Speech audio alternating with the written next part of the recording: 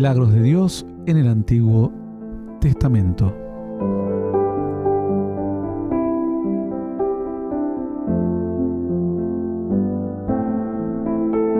Muy bien, llegamos a los milagros de Dios en el Antiguo Testamento y hoy vamos a continuar con la historia de Jonás.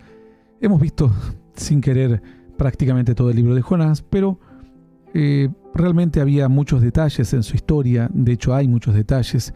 Ya hemos visto el milagro de Jonás en cuanto a aquella señal que lo traga un gran pez, la oración de Jonás en el capítulo 2 de Jonás, y ahora estamos en el capítulo 3. Hemos leído del versículo 1 al 5 aproximadamente, al 4, y hemos desarrollado el versículo 1 y el 2. Vamos a leer nuevamente el versículo 1 y 2 y luego continuaremos con el siguiente versículo bíblico. Bueno, dice la Escritura entonces: vino palabra de Jehová por segunda vez a Jonás, diciendo: levántate y ve a Nínive, aquella gran ciudad, y proclama en ella el mensaje que yo te diré. Y se levantó Jonás, y fue a Nínive conforme a la palabra de Jehová, y era Nínive ciudad grande en extremo, de 3 días de camino.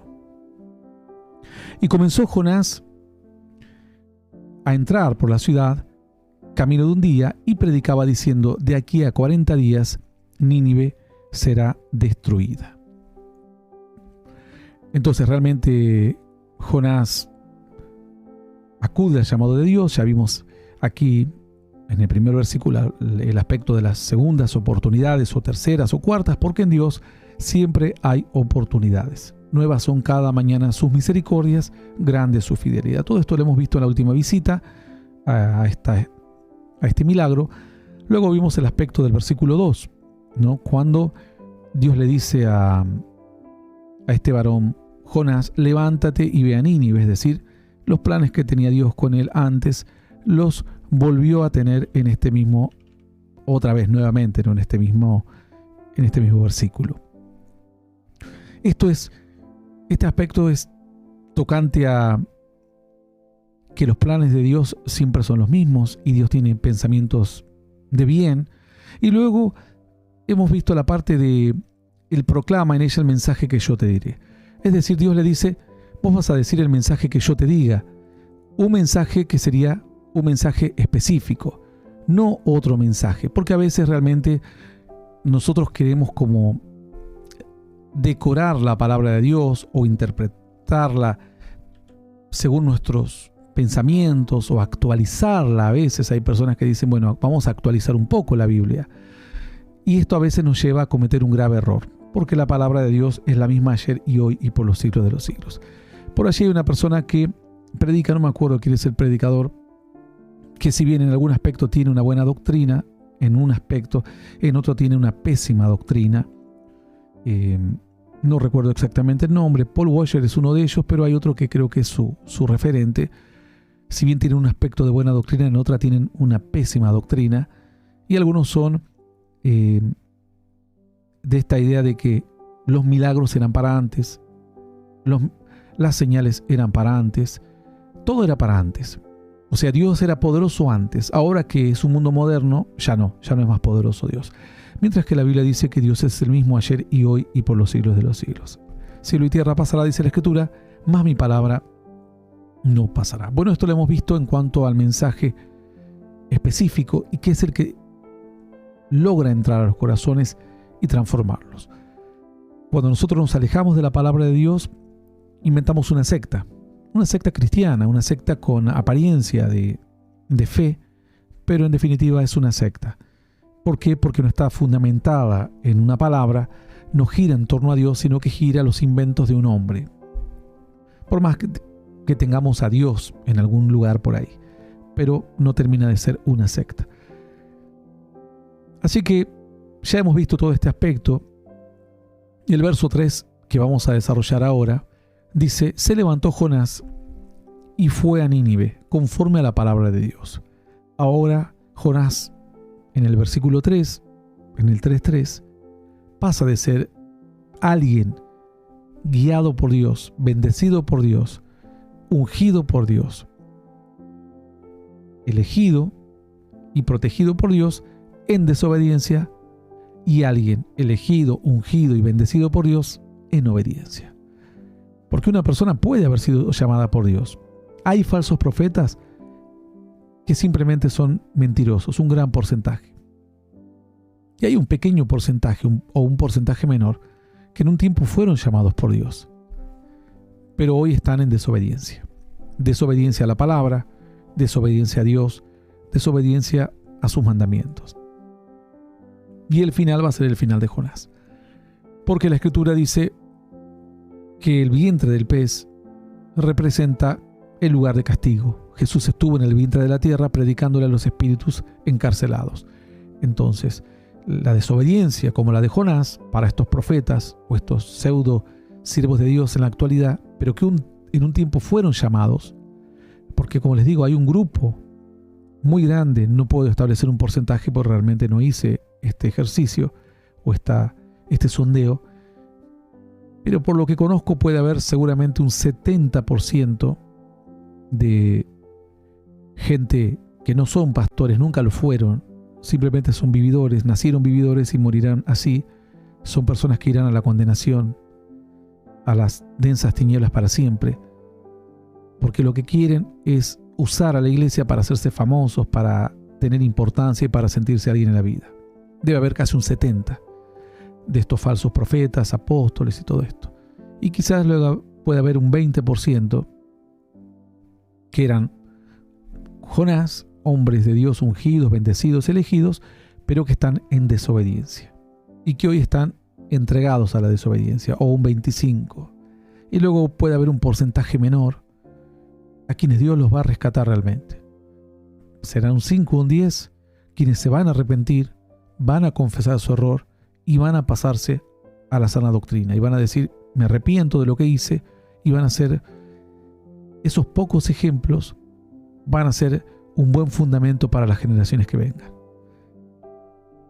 Aquí teníamos un Jonás bendecido, ungido, elegido por Dios en desobediencia, y en el versículo 3, capítulo 3, lo tenemos al mismo Jonás, porque él era el mismo y Dios era el mismo, y el objetivo a cumplir era el mismo, pero la diferencia era que ahora Jonás estaba en obediencia. Fue a Nínive. Nínive representa una ciudad lejos de Dios, personas que no quieren saber nada con Dios, personas que viven su vida a su manera, pero que en el fondo no están conformes con la vida que viven. Y luego ya caminan en esa dinámica, no porque no quieran cambiar, sino porque nadie les ha mostrado algo diferente. Hoy en cada sociedad hay un Nínive, una Nínive. Gente que está su vida montada a la ola, como decimos, a la moda, a este mundo, a las prácticas malas de este mundo, y parece que ríen, parece que disfrutan, pero en el interior lloran. Parece que se gozan, pero en el interior no están contentos. Parece que son traficantes, son narcotraficantes, drogadictos, asesinos, violados, cualquier cosa lo más bajo que uno pueda caer en la vida. Y vos ves y decís, en la cárcel son todos iguales, pero no. Hay gente que está esperando para salir para seguir delinquiendo. Hay gente que no se arrepintió de lo que hizo, pero hay otros que están arrepentidos.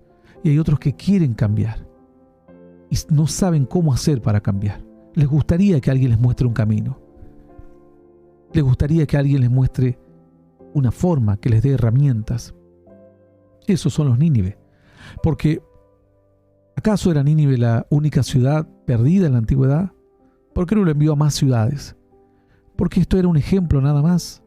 La salvación universal vendría por Cristo, no por Jonás, ni por ningún otro siervo o pastor o profeta o lo que fuere, que tenga cualquier cualidad o ministerio.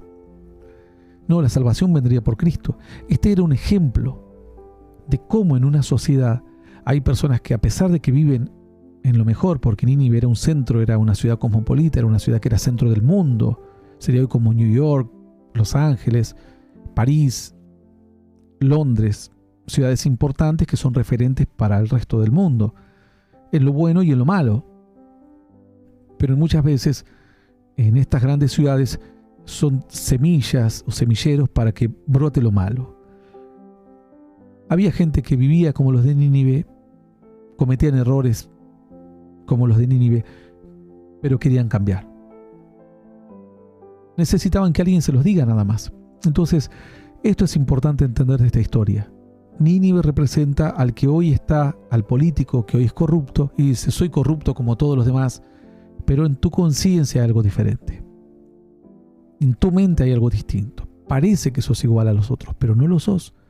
Parece que todas las que se están prostituyendo en un lugar son todas iguales y están envueltos en lo mismo, pero en vos hay algo diferente. Vos sentís algo distinto. Los otros te van a decir, ¿y en qué sos diferente? Si estás metido en el mismo pozo que estamos todas, o el narcotraficante, si estás metido en el mismo barro nuestro, ¿por qué te sentís diferente?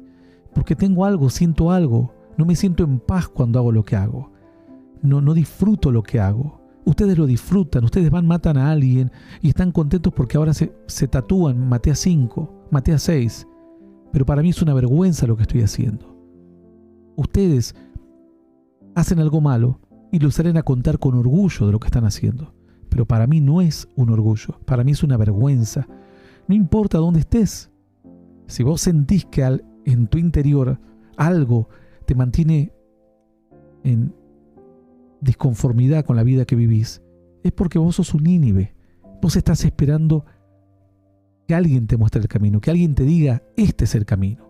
Esta es la forma de obtener la vida que querés, la vida que deseas, la vida que no has podido obtener, obviamente, según los parámetros del mundo, a pesar de que tengas dinero, mujeres o salgas con hombres o lo que fuere.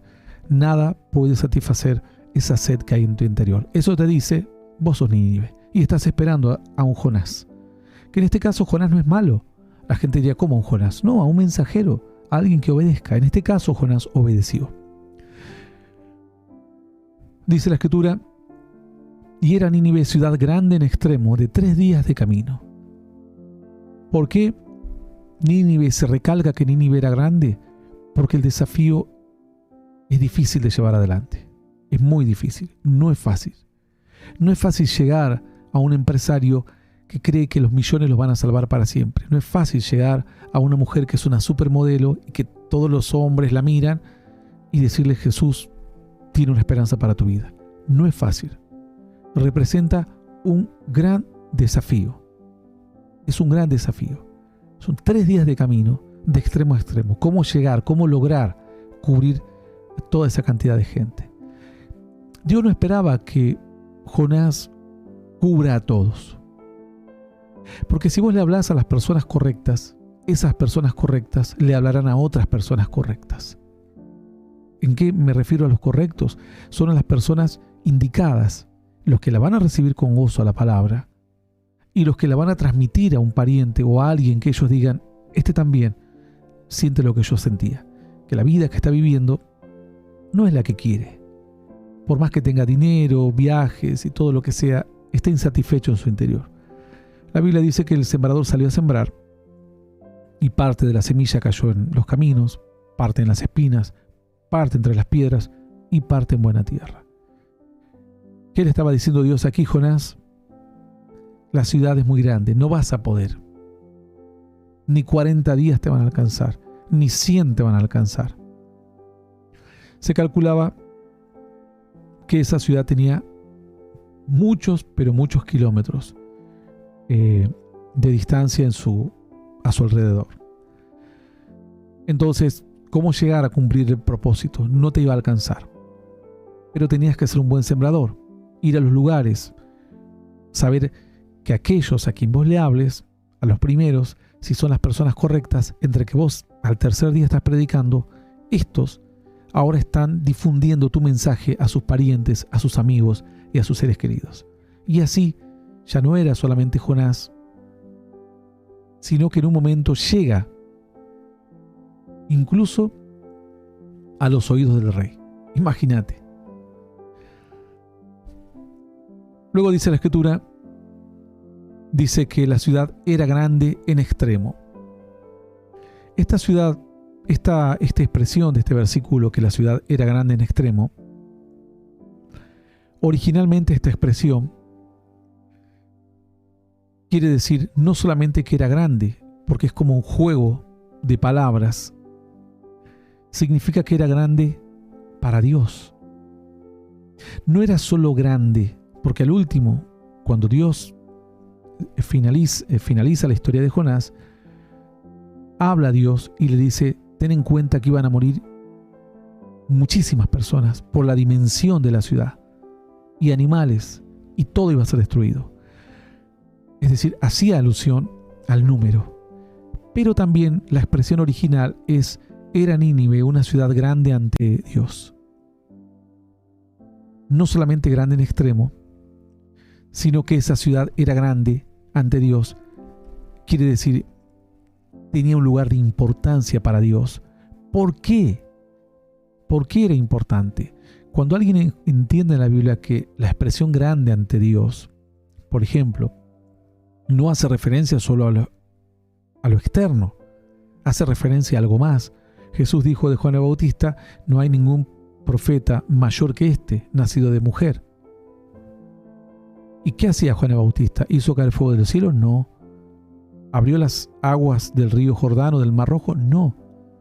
Pero era grande ante Dios, por el nivel de importancia y por el ministerio que iba a cumplir. Un ministerio difícil de cumplir, que era preparar el camino delante de Dios. Dios lo llamó, distinto a lo que hacen hoy estos falsos profetas, a que Él no crezca, sino que Él disminuya, mengúe, para que Dios crezca, para que Jesús crezca, porque si no se iba a disputar entre quién era mejor, si era Jesús o Juan el Bautista. Y Él entendió que su ministerio era preparar el camino y llevar a los hombres hacia Dios.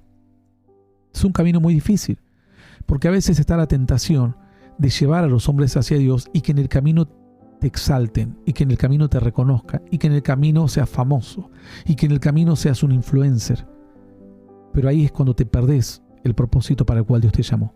Dios le dijo a Juan el Bautista que él tenía que menguar, él tenía que bajar, para que la gloria máxima sea de Dios y la gente se encuentre con Dios. Por eso hoy la gente repite frases de los falsos profetas, pero no conoce la palabra de Dios, porque ellos se han encargado de crecer tanto que han estorbado para que la gente llegue realmente al conocimiento de Dios. Entonces, esta expresión, que Nínive era una ciudad grande en extremo, la expresión original, pueden ustedes buscarla luego en sus Biblias textuales, era Nínive una ciudad grande ante Dios. ¿Y por qué era grande ante Dios? ¿Por el tamaño? Sí, en parte por el tamaño. Pero luego hubo otras ciudades muy grandes y mucho más grandes que Nínive. ¿Por qué Dios no las atendió? Porque aquí no solamente era la envergadura de la ciudad, sino que además era la magnitud de cuánta gente quería cambiar y estaba dispuesta a cambiar de vida. Digamos que había millones de potenciales creyentes haciendo cosas malas. Y Dios dijo: gente que tiene un buen corazón, hacen cosas malas porque han nacido así. Y no son 2, no son 20. Es muchísima gente. Por eso esa ciudad fue el objetivo de Dios. Le dijo a Jonás: ve y predica en esa ciudad, porque ahí tu predicación va a ser un impacto. Ahí la gente se va a volver, porque esa gente tiene un peso y veo sus corazones. Es grande, es estimada ante mis ojos. Porque así como recuerdan el caso de Saulo, el apóstol Pablo, era perseguidor de la iglesia, pero Jesús ya lo había elegido y dijo: instrumento escogido me es este. ¿Cómo lo vas a escoger si es un perseguidor, pero en su corazón tiene amor y pasión y deseos de servir a Dios? Está equivocado, pero en cuanto conozca la verdad, va a ser imparable. Y fue así. Todos estos, los de Nínive, estaban muy equivocados, pero era una ciudad muy grande para Dios, muy grande por el buen corazón que tenía la gente, por la receptividad. La gente, no hizo falta hacerles estudios bíblicos a estas personas. No hizo falta explicarle con manzanas los misterios de la Biblia. Hizo falta escuchar que Dios tenía una oportunidad para ellos y que si no venía destrucción para sus vidas y que Dios quería salvarlos, no perderlos. Y la gente recibió ese mensaje y se arrepintieron. Dice la Escritura más en el verso 4: y comenzó Jonás a entrar por la ciudad, camino de un día, y predicaba diciendo: de aquí a 40 días Nínive será destruida.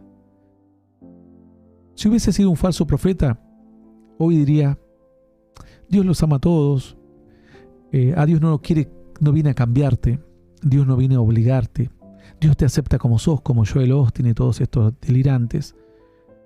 Un mensaje a la conciencia, un mensaje a la medida de los medios de comunicación y de los lobbies que hay en el mundo, para que seamos todos buenos, un mensaje humanista. Dios te acepta como sos, Dios no quiere imponerte nada, Dios quiere que vivas bien, Dios te quiere ver campeón, Dios te quiere ver vencedor, Dios quiere que sonrías, Dios quiere esto, Dios quiere lo otro, todo bonito.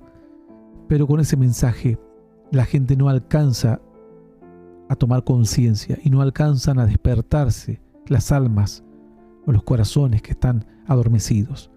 El mensaje de Jonás fue muy claro: viene destrucción. De aquí a 40 días van a ser destruidos. Viene destrucción. Pero si se arrepienten, Dios va a frenar toda maldición que ya está dispuesta a venir sobre esta ciudad. Ese fue el mensaje. Es un mensaje que hoy la gente son los mismos que critican a Jonás, ¿no?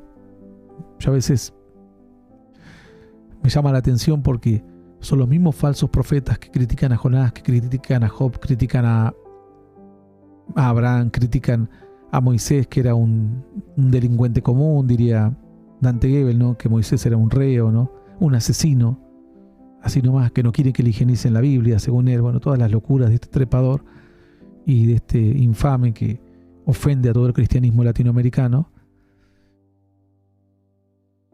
Y estos que critican a Jonás y que dicen que Jonás era desobediente, que Jonás, cuentan en un aspecto de Jonás. Sería como que yo vaya a contarle tus miserias a otra persona. Y vos dirás: pero te olvidaste de contarle que soy una buena madre, que trabajé desde mi juventud o desde mi niñez para sostener a mis hermanos. ¿Por qué contás solo lo malo? Porque tal vez me lo termine creyendo que soy tan mala persona. Bueno, ellos no pueden entender la vida de Jonás y se quedan con el aspecto malo de Jonás, la desobediencia primera. Pero aquí Jonás, luego Dios le dijo: ahora da un mensaje. ¿Qué mensaje voy a dar? ¿Por qué no me das un mensaje piola, un mensaje actual, un mensaje divertido, un mensaje que llame a la gente, ¿no? Así como Dante Gebel: vamos a orar por los genitales de los jóvenes. Eso es lo que dice Dante Gebel, ese es el mensaje, ¿no? Claro, estos mensajes llaman, dice: mira, qué bueno, qué buen pastor, buena onda, nunca había escuchado esto, ¿no? Qué lindo. Yo digo la verdad, herejías son. Y no quieren hacer, se ríen de Jonás, pero jamás harían lo que Jonás hizo: ir y decirle a la gente: ustedes van a ser destruidos si no se arrepienten. En 40 días. ¿Por qué 40 días? Porque 40 días es el tiempo de reflexión que Dios le da al pueblo. Es el tiempo de autoexaminarse, de análisis, de mirarse a sí mismos. 40 días fueron a inspeccionar la tierra por 40 días. Aquellos espías. 40 años estuvo el pueblo en el desierto para probar, dice Dios, lo que había en su corazón. 40 días estuvo el Señor en el desierto orando y ayunando. 40 días estuvo Moisés en el monte Sinaí. Y así vas a ver que el 40 es el número de la prueba de autoexaminarse. Es un número de preparación donde uno tiene que decidirse qué hacer. En definitiva, hoy sería: Dios va a permitir que venga la destrucción sobre Nínive, pero antes te va a dar un tiempo a que te autoexamines y a que reflexiones.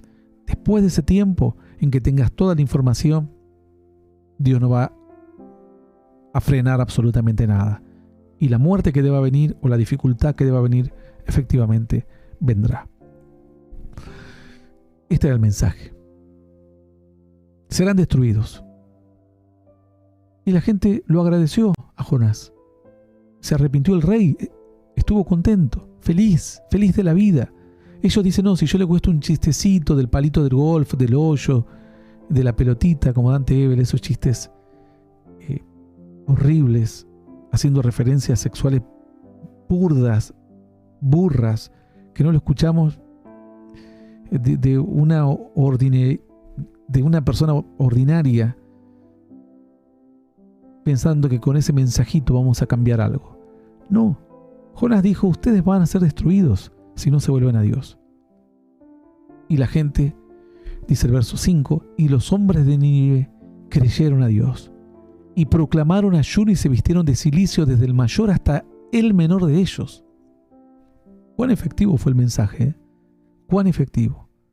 Primero era el mensaje de Dios, y segundo, no era un mensaje para agradar, era un mensaje para transmitir el pensamiento de Dios para una realidad. Dice que los hombres de Nínive creyeron en el mensaje, proclamaron ayuno, significa que se arrepintieron, demostraron su arrepentimiento, se vistieron de cilicio, dejaron de lado la fiesta, dejaron de lado la buena comida, dejaron de lado todo y dijeron, vamos a cambiar de vida, no podemos seguir viviendo así. Nadie disfruta vivir así en esta ciudad. Es como un coro, como algo armonioso. Todo el mundo se dispuso a cambiar, como una moda, ¿no? Como si fuese una moda. Pero ¿cuándo podría estar de moda el cambiar y el dejar lo malo? Nunca. Por eso era una ciudad grande para Dios, porque era una ciudad que solo esperaba una chance.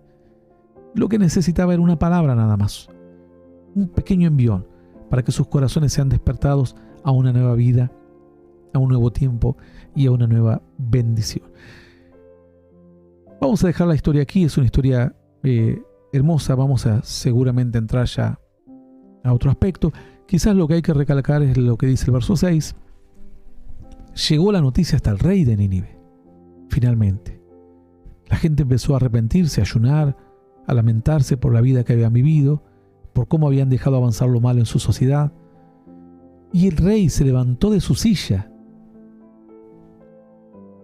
dejó su trono simbólicamente, se despojó de su vestido, se cubrió de cilicio y se sentó sobre ceniza. Dijo: Dios, yo soy un rey, soy poderoso, pero tú eres el rey verdadero. Yo me levanto de la silla y soy como una persona normal. Se sacó todas las vestiduras reales, se cubrió de cilicio, se puso cenizas, se sentó sobre la ceniza, amargado, entristecido, porque él, siendo rey, debería haber llevado a la sociedad a otra idea, a otros valores. Y ahora la sociedad de Nínive era gente buena haciendo cosas muy malas. Hoy quizás hay alguien que dice: yo soy ese, no sé que no soy malo, porque me duele lo que hago, me lamento. Sos gente buena haciendo cosas muy malas. Bueno, para vos va a haber un mensaje, un Jonás. Quizás esta historia, que no es una predicación sino más bien una enseñanza, termine siendo para vos esta historia. Yo termine siendo tu Jonás, y esta historia termine siendo el mensaje que te ayude a recapacitar y a cambiar de vida. Nos vamos de la estación.